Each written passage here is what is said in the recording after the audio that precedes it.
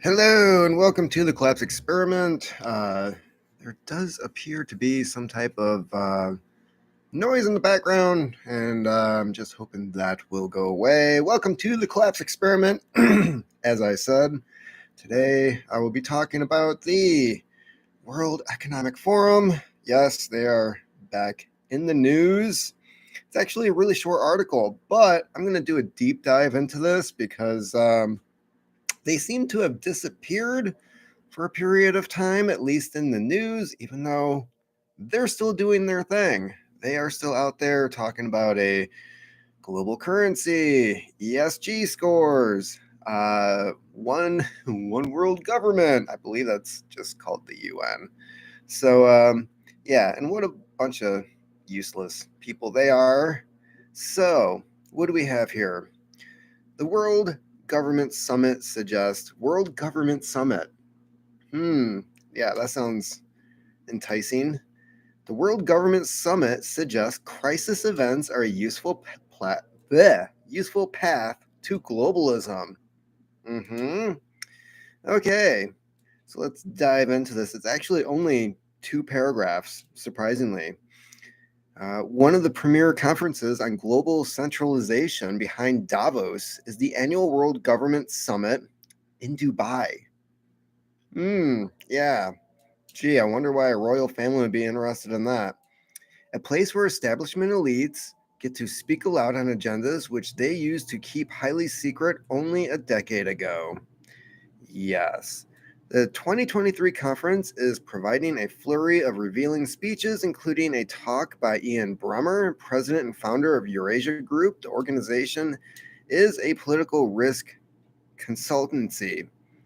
The news global governance that views global governance as the solution to a majority of the world's problems. Right, that's gonna solve problems. Okay. So yeah, the following clip of Bremmer's speech is yet another example of a globalist saying the quiet part out loud. They view crisis events as useful for furthering centralization, and Bremmer includes the COVID pandemic on his list of valuable disasters. Valuable disasters, right? Yeah. The pandemic, tell that to all the people who are, I don't know, self-deleted themselves due to depression and not having jobs and not having a purpose during the pandemic, or the people who had adverse side effects to certain medical procedures, the people who are put on ventilators because our healthcare system absolutely positively failed the public. Yeah. Tell that to them. A valuable disaster. Why? He does not elaborate, but of course, he doesn't elaborate. Right? Yeah. Doesn't want to answer that question, but it is likely because disasters cause public fear, and fear is easy to exploit. Yeah. Have Have you been paying attention? I have. Yeah, notice a bunch of people running around wearing face diapers and screaming at other people for, I don't know, evading their 5, 6 feet social distancing. When While Bremer seems to admonish increased protectionism and nationalism in recent years, it is clear that he views national tensions as a valuable tool for the eventual endgame, global government. Are we seeing this today when it comes to what's happening globally when it comes to China, Russia, United States, Ukraine, Taiwan? Shall I go on? So this is a tweet by Drew Hernandez. Ian Bremmer, president and founder of Eurasia Group, claims one of the obstacles to achieving globalization and a new order is nationalism at World Government Summit 2023 in Dubai. He cites Trump's America First agenda is an obstacle. Of course, yes. He also claims the pandemic made blah, blah, blah. I can't open that because I don't have access to Twitter. Thanks, Twitter. You're a bunch of useless a-holes. And when somebody decides that they're going to, write back and explain why their tweet doesn't violate your policy, you took about 30 seconds to reject it. So, yeah, I have absolutely no use for Twitter unless it's something like this where it pops up in a news article. So yeah, I really don't care what he claims the pandemic made. These people are definitely a bunch of psychopaths. They have an agenda. They've never worked a day in their lives. Okay, they have no idea what it is like to be the common man, and they detest the common man. So, what can we learn from this? Well, of course, Trump's America First agenda is an obstacle. Of course. What have we been seeing from the Biden administration? Oh, let's see here. When the plot to kidnap and kill Gretchen Whitmer, when those people went on trial, one in particular was a very stout uh, follower of the Constitution. He liked the founding fathers. He liked what the Constitution stood for. What was he told not to do during his closing statement when he was about to be sentenced to prison? Don't talk about the Constitution because it feeds the idea that you are a terrorist. The same piece of paper that gives these people power to throw you in prison, you're not allowed to talk about because they're not following it. These people have absolutely no interest in bettering the United States. They don't. They want this one world government. They want to follow UN policy over American law, U.S. law, and this is the issue that we're having here. Um, I've been thinking about this whole issue when it comes to what's going on in Ohio with the train derailment, the chemical spill, how they're telling people to go back home, but at the same time, it's not safe for them to go back home. Eventually, I have a feeling that they're going to say it's not safe to even live in this town anymore, and these people are going to be forced to move. And where are they going to move to? This is clearly, to me, part of the old the old Agenda 21 program that started back in the early 90s, where they want vast swaths of land that have absolutely no people in them. And if you look at that map, it's areas like the Midwest, Ohio, out west in the mountains. They don't want anybody living there. So how are they going to do that? Well, isn't it convenient that a train just happened to catch on fire and then by the time it derailed, it was right in this town? Yeah. It was what, 20 miles? It traveled 20 miles while on fire. And they could have stopped it at any time in any remote area, right? Granted, it takes like a mile or two to stop these things because of the weight. But instead, they went 20 miles knowing that this thing was on fire. Why would you wait until you have a bunch of dangerous chemicals sitting in the middle of a populated area before you do something about it? It's fascinating, you know. I talked about this conspiracy theory about, you know, attacking the Amish, moving the Amish out of their homes, attacking their way of life. And of course, if you make it a contaminated area and unsafe to live in, what's going to happen to the Amish? Their wealth is in the church and in owning land. They love to own land. And they pay taxes on those lands. People like to think that the Amish don't pay taxes. That's not true. They do pay taxes. They contribute in a lot of ways like any other citizen does, right? So granted, they do check out when it comes to things like mandatory high school, okay? Like you're required to go to high school. Otherwise, there's truancy laws, right? Granted, truancy laws are bullshit. They don't really account to anything anymore. They don't have truancy officers for most part in a lot of these schools. So if some kid stops showing up, the school gets pissed that they're not getting their money, right? Because they get, when I was in school, it was like $40,000 per child. Um, when they did their audit, and they took the head count that one day of the year to see how many kids are actually going to that school. You're required to show up. They didn't care if you were sick or not. Your ass was going to be there. Otherwise, they lose money. Right.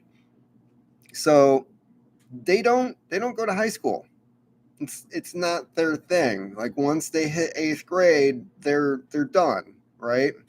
Um, for the most part, I don't think that they engage in voting unless they leave on Rumspringa. Um, there was recently when I had jury duty this week, one of the people that was in the jury for about 5 minutes was former Amish. Didn't get selected. They got rid of him. Not really sure why. He seemed to be pretty legit when it came to being honest and understanding what the hell is going on. But for some reason, they decided to boot his butt out. And so yeah, there's a lot of misunderstanding when it comes to who the Amish are, what they do, and there's this idea out there that they don't pay taxes, and they absolutely positively do. Um, but again, if you wanted to steal the wealth of the Amish and make it to where they can't be self-sufficient, take their land, make it uninhabitable. Right. Yeah, that's what we're seeing. So, yeah, the World Economic Forum, the one government. Do they want World War? Of course they want World War. What happened after the First World War? Well, you had the League of Nations, which, again, kind of like the UN, was just a worthless piece of garbage because the League of Nations was supposed to prevent something like World War I from happening again. And it was disbanded and went bye-bye. We ended up with World War II. The UN. What is the purpose of the UN? Well, now we have these international laws. Yeah, try enforcing those in a sovereign country, for one. Although in the United States, apparently, we'd rather follow UN regulations and laws than our own laws. That's a thing. How many cities, states, townships, counties, how many of these signed on to the Agenda 21 program? You can look it up. I mean, this is all legit. The city I moved out of, they signed on with it. You're going to see a lot of these when it comes to it. You can almost tell when you go into a city whether or not they are part of the Agenda 21 program. Bike trails, the regulated areas where you can't do any type of production. You're going to have designated nature areas. You're going to have a bunch of these things. And that's a good sign that Agenda 21 is a part of your local program. And this is a UN program. So, yeah, a lot of places signed on to this. And when it comes to the World Economic Forum, yes, they were on board with COVID.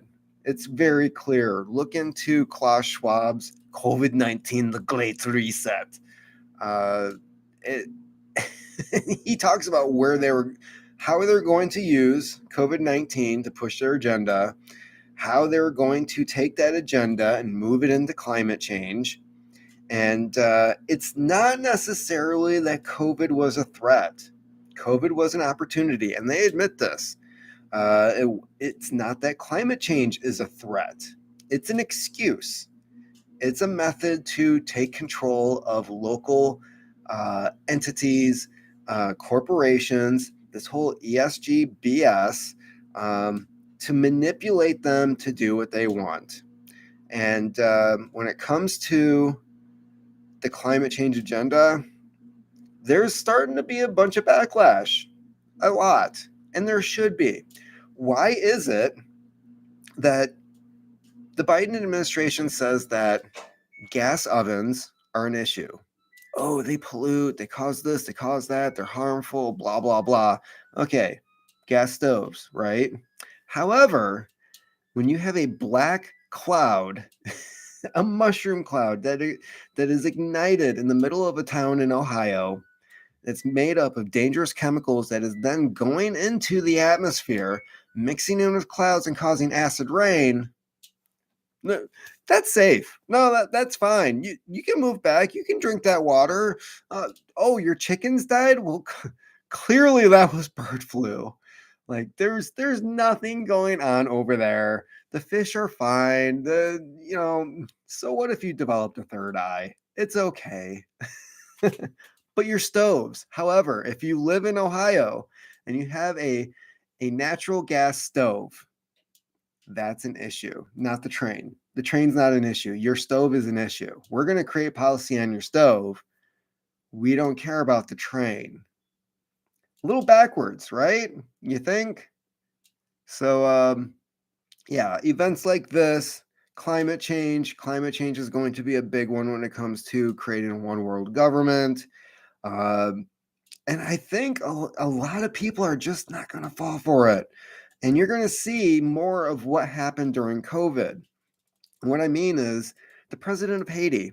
President of Haiti did not follow a bunch of the COVID-19 BS, right?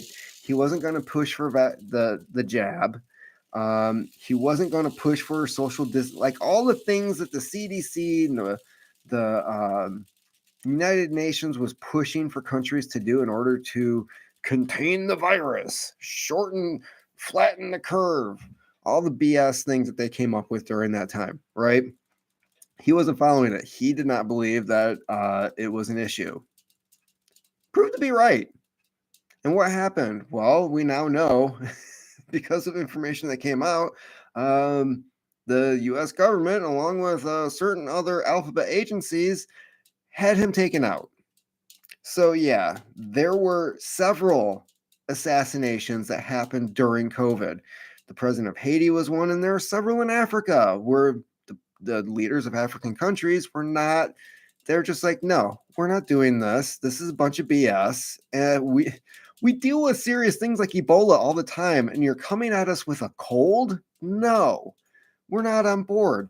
There's one president of an African country. I don't remember the details. He tested a papaya. He took a swabbed a papaya, sent that into the lab, and guess what? The papaya had COVID. Yeah, the papaya had a positive COVID result.